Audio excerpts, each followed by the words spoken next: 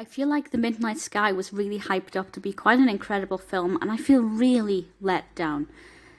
On the one hand, visually it's beautiful, the music is very nice, we have some interesting characters, and George Clooney did a fantastic job.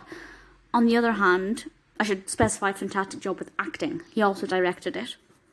On the other hand, the narrative is, while interesting, exceptionally slow.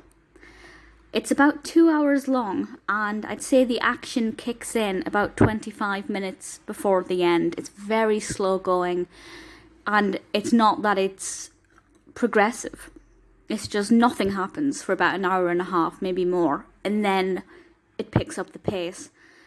And I just feel like it really did not live up to the hype, and I was really looking forward to this. So the description from IMDb is as follows.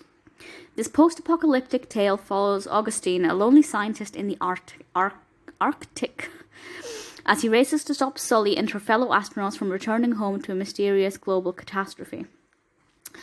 So basically, something on Earth has gone horrifically wrong, and we do have these wonderful glacial landscapes and some gorgeous scenery. As I said, visually, this is really compelling and very engaging, and I really like the visual quality.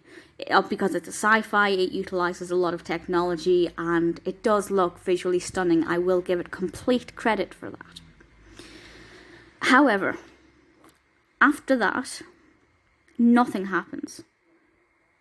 And there's a lot of him trying to contact other people and nobody's listening, and there's a sense of isolation. And obviously, because we have that sense of isolation, there's not necessarily much going on. And because there's not much going on, we can't have much action. We meet new characters at a pretty great time. I'll say the introduction to new people is paced reasonably well. Felicity Jones plays Sully well. I will say, as I said, George Clooney's performance as Augustine is absolutely fantastic, and I did thoroughly enjoy that.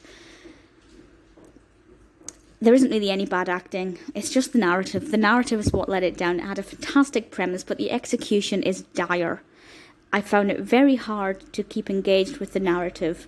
When the scenery was gorgeous, I was happy to be watching it, and I liked what I was seeing visually, and the music, as I said, was nice and sombre and in keeping with the scenes. But in terms of the narrative, because it was so slow, I just lost interest and stopped caring. I didn't really care if he got in touch with the astronauts, and if they found out, I wasn't bothered, because it just took so long that I lost complete interest.